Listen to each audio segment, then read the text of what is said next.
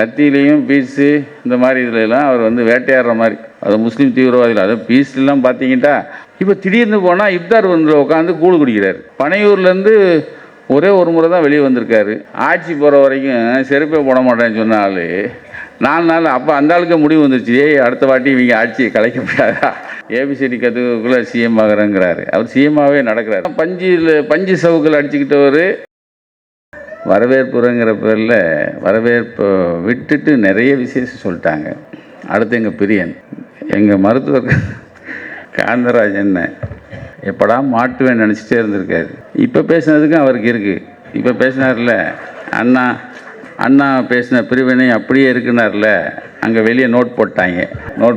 அவர் இன்னும் 10 நிமிஷம் பேசினார்னா நமக்கு மேலே எங்கள் மாசன மேலேயும் கேஸ் வந்துடும். ஆனால் அவ்வளோ விஷயம் இருக்குங்க பாருங்கள். போகிற போக்கில் எவ்வளோ விஷயத்த சொல்லிட்டு போயிட்டாங்க. நான் தான் ராம் சார்ட்ட சொன்னேன், பெஸ்ட்டு யூடியூபர். அது பாண்டியனை சொன்ன மாதிரி அவர் இதை கேட்கணுன்னா காதலை இதை வச்சு தான் வரிசையாக நின்னாங்க அவர் அடிக்கிறதுக்கு.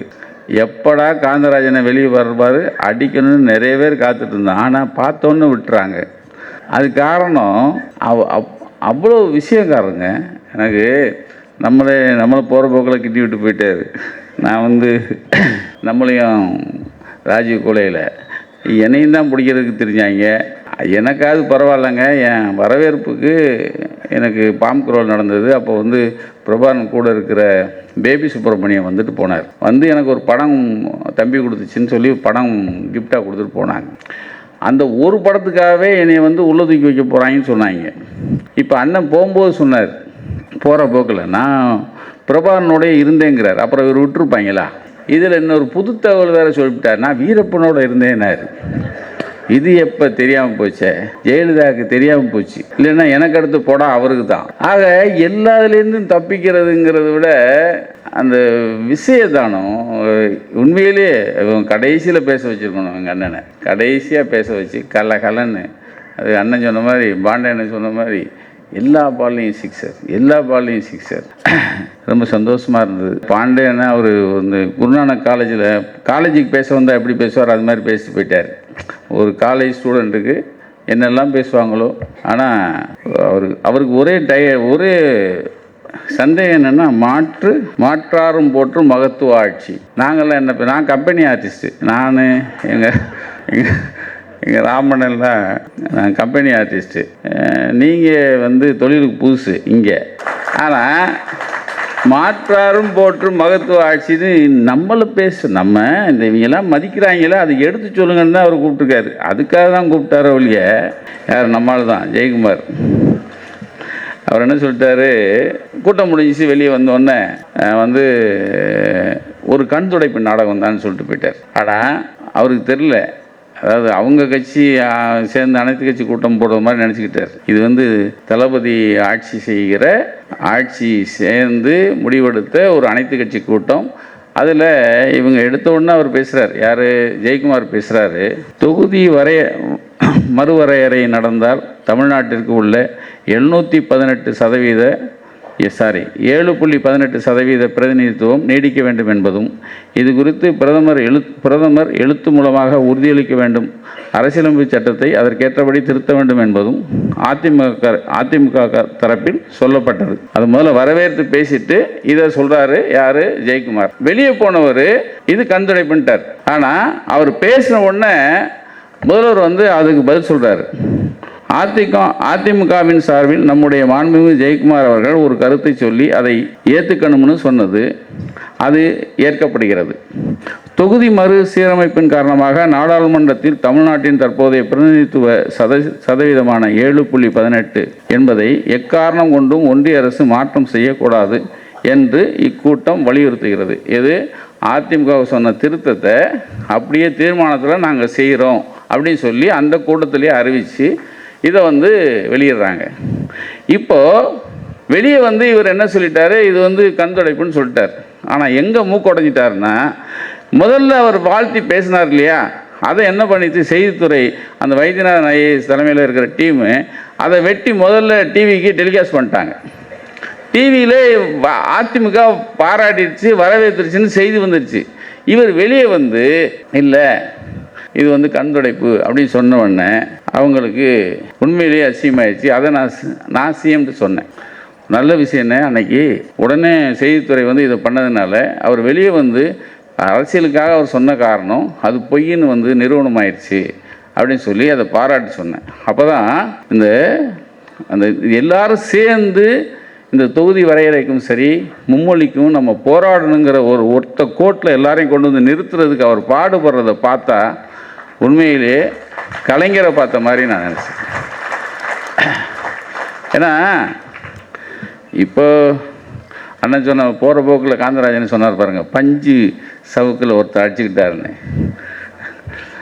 செருப்பு போட மாட்டேன்னு சொன்னவர் 4 நாளில் செருப்பு போட்டுவிட்டான். அந்த ஆள் ஆட்சி போகிற வரைக்கும் செருப்பே போட மாட்டேன்னு சொன்ன ஆள் 4 நாள். அப்போ அந்த ஆளுக்கு முடிவு வந்துருச்சு, அடுத்த வாட்டி இவங்க ஆட்சியை கலைக்க முடியாதா அப்படின்னு சொல்லி. அப்போது இன்னொருத்தர் அதுவும் அண்ணன் காந்தராஜனை போகிற போக்கில் ஒருத்தர் இப்போ தான் வந்தார், ஏபிசிடி கற்றுக்குள்ளே சிஎம் ஆகிறேங்கிறாரு. அவர் சிஎம்மாகவே நடக்கிறார், பார்த்தீங்கன்னா தெரியும்.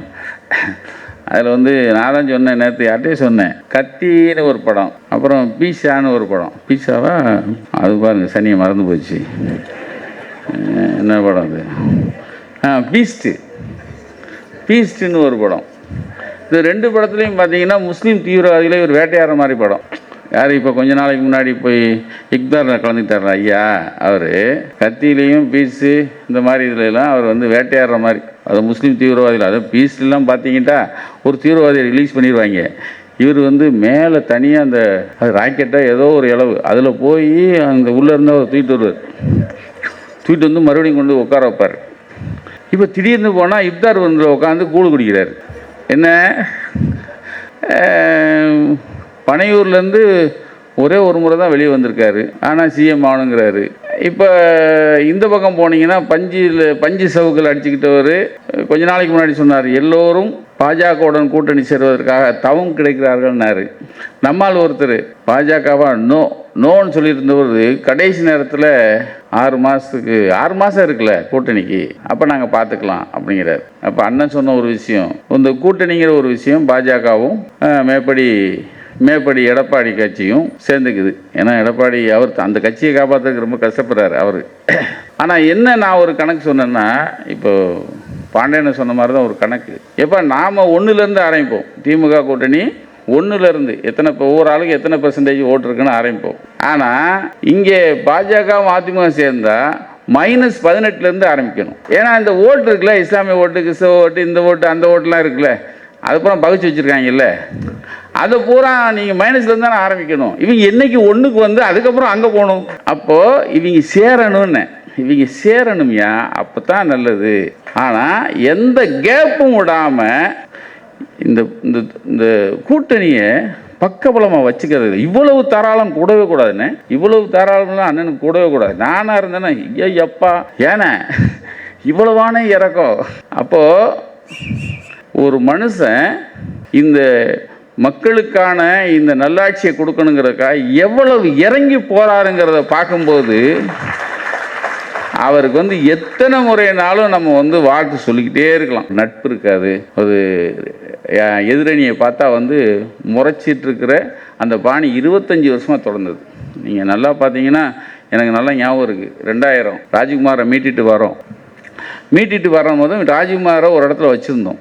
அப்போ வந்து அந்த ஊரில் இருக்கிற பக்கத்து கிராமம் பெரிய ஆட்கள் எல்லாருமே வந்து அங்கே வந்து படம் எடுத்துக்கிட்டாங்க. ஏன் கூட படம் எடுத்துட்டாங்க. பெரிய பெரிய தலைவர்லாம் எடுத்துக்கிட்டாங்க. அதாவது அந்த ஊர் பெரிய அரசியல் தலைவர்லாம். கொஞ்ச நாளில் ஒரே ஒரு வாரத்தில் கொலப்பாக்கத்தில் அந்த அம்மா வந்து பொதுக்குழு நடத்து. ஏன் கூட படம் எடுத்தவன் அத்தனை பேரையும் கட்சியிலேருந்து தூக்கிடுச்சு. நான் ஒரு ஆளுன்னு ஏன் கூட ஒருத்தன் படம் எடுத்தான்ல, அவனை பூரா கட்சியிலேருந்து எடுத்துருச்சு. அதாவது எதிர்கட்சியில் இருக்கிறவன் யாரை பார்த்தாலும் அவன் வந்து அவ்வளோதான் முடிஞ்சுது அப்படிங்கிறது ஒரு 25 வருஷமாக இருந்துச்சு. அந்த 25 வருஷத்துக்கு பிறகு இப்போ தான் பெரியாரும் ராஜாஜியும் அண்ணாவும் காமராஜரும் கலைஞரும் எம்ஜிஆரும் இருந்த அந்த தோழமை இப்போ தான் அது வந்து எடுத்திருக்கு. எல்லாரோடையும் தோழமை கொண்டு எல்லாரையும் கூட்டு அரவணைக்கிற அந்த மாண்பு, அந்த பண்பு இப்போ இருக்கிற முதலமைச்சருக்கு இப்போ தான் அரவணைச்சு கொண்டு போகிற அந்த பண்பு இருக்கிறத நான் இப்போ பார்த்து, நான் இல்லை மேடையில் இருக்கவும் சரி, உங்களுக்கு எல்லாருமே பார்ப்பீங்க.